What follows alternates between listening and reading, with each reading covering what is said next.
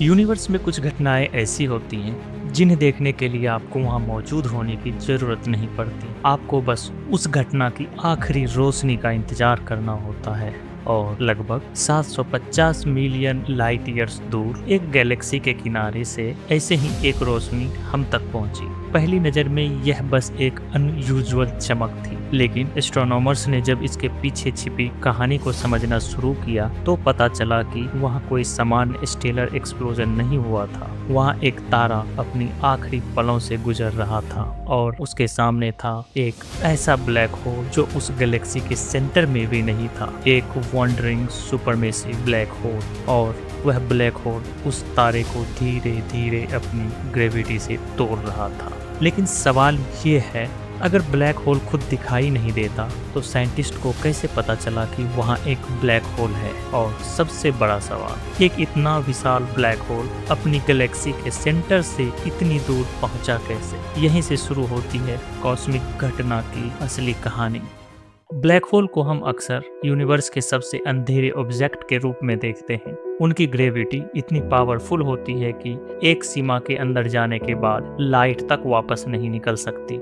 लेकिन black hole की सबसे डरावनी बात सिर्फ यह नहीं है कि वह लाइट को एस्केप नहीं करने देता। असल कहानी उसकी ग्रेविटी के आसपास शुरू होती है, क्योंकि अगर कोई स्टार उसके बहुत करीब चला जाए तो ब्लैक होल उसे एक ही बार में निगलने के बजाय पहले उसे तोड़ना शुरू करता है। और यह प्रोसेस इतनी वाइब्रेंट होती है कि पूरे यूनिवर्स में एक ब्रिलियंट फ्लैश के रूप में दिखाई देती है। इसे कहते हैं टाइडल डिस्ट्रप्शन इवेंट। सोचिए, एक सन जैसा स्टार स्पेस में अपनी यात्रा कर रहा है। उसके पास अपनी ग्रेविटी है, वह अपने अंदर मौजूद गैस और प्लाज्मा को एक साथ बांधे रखता है। लेकिन जैसे जैसे वह ब्लैक होल के करीब आता है, एक अजीब समस्या शुरू होती है। स्टार के ब्लैक होल की तरफ वाले हिस्से पर ग्रेविटी उसके दूसरी तरफ के हिस्से से ज्यादा महसूस होती है। मतलब स्टार के एक हिस्से को ज्यादा जोर से खींचा जा रहा है और दूसरे हिस्से को थोड़ा कम। जैसे जैसे डिस्टेंस कम होता जाता है, यह डिफरेंस इतना एक्सट्रीम हो सकता है कि स्टार अपनी शेप बनाए नहीं रख पाता। वह स्ट्रेच होने लगता है, फिर और स्ट्रेच होता है और आखिरकार एक विशाल कॉस्मिक धागे की तरह टूटने लगता है। इसीलिए इस प्रोसेस को कभी कभी स्पेगेटिफिकेशन भी कहा जाता है। नासा के सिमुलेशन दिखाते हैं कि ब्लैक होल के पास जाने वाले स्टार्स एक्सट्रीम टाइडल फोर्स की वजह से गैस की लंबी स्ट्रीम में टूट सकते हैं। लेकिन यहाँ कहानी खत्म नहीं होती, क्योंकि स्टार का सारा मटेरियल सीधे ब्लैक होल के अंदर नहीं गिरता है। उसका कुछ हिस्सा ब्लैक होल के चारों तरफ घूमने लगता है और यहीं पैदा होती है वह रोशनी जिसने करोड़ों लाइट ईयर्स दूर बैठे एस्ट्रोनॉमर्स का ध्यान अपनी ओर खींचा। जब स्टार टूटता है तो उसका मटेरियल बेहद तेजी से घूमते हुए ब्लैक होल के आसपास फैलने लगता है। गैस आपस में कोलाइड करती है, फ्रिक्शन पैदा होता है, टेम्परेचर बेहद बढ़ जाता है और इस पूरे केओस से इंटेंस रेडिएशन निकलने लगती है। यानी ब्लैक होल खुद चमक नहीं रहा होता, हम उसके आसपास हो रही तबाही की रोशनी देख रहे होते हैं। एक तरह से हम ब्लैक होल को सीधा नहीं देख रहे, हम उसकी मौजूदगी से पैदा हुई कॉस्मिक वायलेंस को देख रहे हैं। और यही वजह है कि एस्ट्रोनॉमर्स ऐसे इवेंट्स को ब्लैक होल खोजने के लिए इस्तेमाल करते हैं। अब वापस चलते हैं उस वास्तविक घटना पर। नवंबर 2025 में जवेस्की ट्रांजिएंट फैसिलिटी यानी ZTF ने लगभग 750 मिलियन लाइट ईयर्स दूर मौजूद एक गैलेक्सी में अचानक अनयूजुअल ब्राइटनिंग डिटेक्ट की। ZTF हर रात आसमान में होने वाले लगभग 500,000 फ्लैशेस को मॉनिटर करता है और इस बार एक आर्टिफिशियल इंटेलिजेंस एल्गोरिदम ने उस अनयूजुअल फ्लेयर को पहचान लिया। लेकिन इसमें एक बड़ी समस्या थी। यह फ्लेयर गैलेक्सी के सेंटर में नहीं था, यह गैलेक्सी के आउटर रीजन में था, जहां एस्ट्रोनॉमर्स आमतौर पर ऐसे सुपरमैसिव ब्लैक होल्स को देखने की उम्मीद नहीं करते। फिर साइंटिस्ट ने दूसरे टेलीस्कोप से इसकी जांच शुरू की। इसके स्पेक्ट्रम को देखा गया। फिर नासा का नील ग्रेल्स स्विफ्ट ऑब्जर्वेटरी इस इवेंट की तरफ मोड़ा गया और ऑब्जर्वेशंस ने कहानी को और इंटरेस्टिंग बना दिया। स्विफ्ट ने इस फ्लेयर का टेम्परेचर लगभग 30,000 डिग्री सेल्सियस पाया और कुछ महीने तक इस टाइडल डिस्ट्रप्शन इवेंट ने अल्ट्रावायलेट लाइट में अपनी पूरी होस्ट गैलेक्सी से भी ज़्यादा रेडिएशन इमिट की।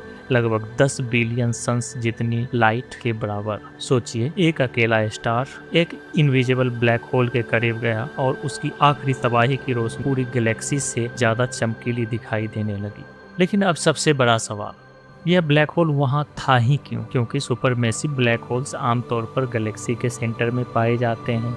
हमारी मिल्की वे के सेंटर में भी एक सुपरमेसिव ब्लैक होल है, लेकिन यह वाला अपनी गैलेक्सी के सेंटर से 30,000 लाइट ईयर से भी ज्यादा दूर था। तो क्या यह ब्लैक होल अकेला स्पेस में घूम रहा था? क्या यह अपनी गैलेक्सी से बाहर निकल चुका था, या फिर कहानी कुछ और थी? साइंटिस्ट के पास अभी इसका एक डेफिनेटिव आंसर नहीं है, लेकिन उनके पास कुछ इंटरेस्टिंग पॉसिबिलिटीज हैं। शायद यह ब्लैक होल कभी किसी दूसरी छोटे गैलेक्सी के सेंटर में था, फिर वह छोटी गैलेक्सी एक बड़ी गैलेक्सी के साथ मर्ज हो गई और उस मर्जर के दौरान ग्रेविटेशनल इंटरेक्शन ने इस ब्लैक होल को उसकी ओरिजिनल पोजीशन से दूर कर दिया। एक और पॉसिबिलिटी यह है कि मल्टीपल गैलेक्सीज के मर्जर के दौरान उनके सेंट्रल ब्लैक होल के बीच ग्रेविटेशनल टग ऑफ वॉर हुआ हो और सबसे हल्का ब्लैक होल गैलेक्सी के आउटर रीजन की तरफ फेंक दिया गया हो। नासा के रिसर्चर्स ने इन सिनेरियोज को पॉसिबल एक्सप्लेनेशन के रूप में डिस्कस किया है, लेकिन अभी हम सिर्फ क्लूज जोड़ रहे हैं, क्योंकि इस ब्लैक होल की पूरी ओरिजिन स्टोरी अभी भी मिस्ट्री है। और शायद सबसे फैसिनेटिंग बात यह है कि यह अकेला ऐसा क्लू नहीं है। 2025 में हबल स्पेस टेलीस्कोप ने एक और unusual tidal disruption event observe किया था। इस इवेंट को AT2024 TVD नाम दिया गया। यह लगभग 600 मिलियन लाइट ईयर्स दूर एक गैलेक्सी में हुआ था, लेकिन इस बार भी स्टार को डिस्ट्रॉय करने वाला ब्लैक होल गैलेक्सी के एग्जैक्ट सेंटर में नहीं था। वह सेंटर से लगभग 2600 लाइट ईयर्स दूर था और उस गैलेक्सी के सेंटर में पहले से ही एक दूसरा लगभग 100 मिलियन सन्स जितना मैसिव ब्लैक होल मौजूद था। मतलब एक ही गैलेक्सी में दो सुपरमैसिव ब्लैक होल के क्लूज मिले, एक सेंटर में और दूसरा उससे काफी दूर। यह डिस्कवरी साइंटिस्ट के लिए इसलिए महत्वपूर्ण है क्योंकि इससे एक नया पॉसिबिलिटी सामने आती है। शायद गैलेक्सीज के अंदर ऐसे मैसिव ब्लैक होल्स मौजूद हैं जिन्हें हम सिर्फ इसीलिए नहीं देख पाते क्योंकि वे उस जगह पर नहीं है जहां हम उन्हें खोज रहे हैं। और यही इस पूरी कहानी का सबसे बड़ा लेसन है।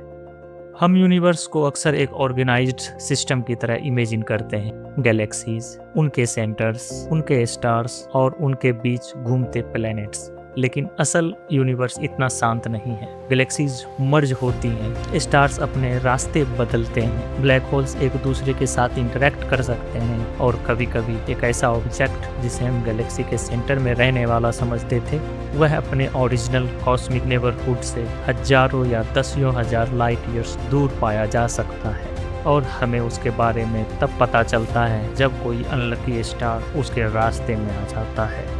अब इमेजिन कीजिए उस स्टार को, शायद करोड़ों सालों से वह अपनी गैलेक्सी में घूम रहा था। उसे नहीं पता था कि उसके रास्ते में कुछ ऐसा मौजूद है जिसे वह देख भी नहीं सकता। वह धीरे धीरे उस इनविजिबल ब्लैक होल के करीब पहुंचा। पहले उसकी ऑर्बिट बदली, फिर टाइडल फोर्स बढ़ने लगा, फिर स्टार स्ट्रेच होने लगा, उसकी आउटर लेयर्स टूटने लगी और आखिर में उसका मटेरियल ब्लैक होल की चारों तरफ फैल गया। एक ब्राइट डिस्क बनी, रेडिएशन निकली और उस घटना की लाइट 750 मिलियन ईयर्स तक स्पेस में ट्रेवल करती रही, जब तक कि आखिरकार वह हमारी टेलीस्कोप्स तक नहीं पहुंची। मतलब हमने जो घटना अभी देखी वास्तव में 750 मिलियन ईयर्स पहले हुई थी। हम उस स्टार की प्रेजेंट नहीं, उसका एंशिएंट पास्ट देख रहे थे। और शायद यही एस्ट्रोनॉमी की सबसे खूबसूरत बात है। हम यूनिवर्स में जाकर हर घटना को देख नहीं सकते, हम वहां पहुंच नहीं सकते, हम उस ब्लैक होल के पास कैमरा नहीं भेज सकते, हम उस स्टार की आखिरी आवाज नहीं सुन सकते,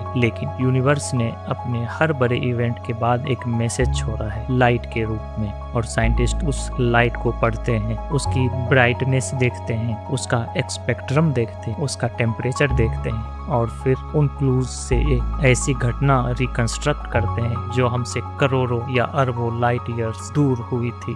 लेकिन कहानी अभी खत्म नहीं हुई है, क्योंकि साइंटिस्ट का अगला सवाल सिर्फ यह नहीं है कि एक वंडरिंग ब्लैक होल कहाँ है। असल सवाल है, ऐसे ब्लैक होल कितने हैं? नासा के मुताबिक नए सर्वेज, खासकर वीरा सी रोविंग ऑब्जर्वेटरी और आने वाले Nancy grace Roman space telescope, ऐसे टाइडल डिस्ट्रप्शन इवेंट को बहुत बड़े स्केल पर खोजने में मदद कर सकते हैं। रुबिना ऑब्जर्वेटरी ज़्यादा बड़े सैंपल में ऐसे इवेंट खोज सकता है और रोमन टेलीस्कोप और भी दूर की कॉस्मिक हिस्ट्री में ऐसे सिग्नल तलाश कर सकता है। यानी आज हमारे पास सिर्फ कुछ एग्जाम्पल्स हैं, लेकिन आने वाले वर्षों में हो सकता है हमारे पास ऐसे वॉन्डरिंग ब्लैक होल्स का पूरा पॉपुलेशन सामने आने लगे, और तब शायद हम पहली बार समझ पाएंगे कि गैलेक्सी के एवोल्यूशन में इन हिडन जायंट्स की कितनी बड़ी भूमिका है।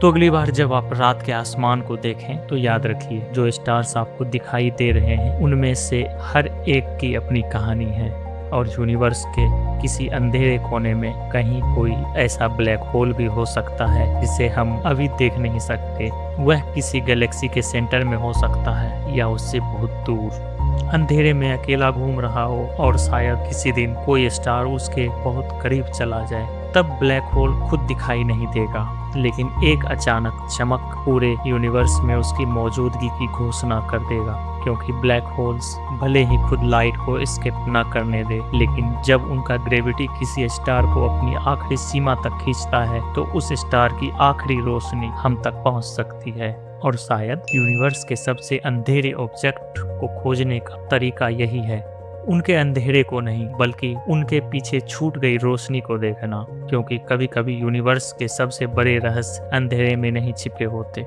वे एक आखिरी चमक बनकर हम तक पहुंचते हैं। धन्यवाद।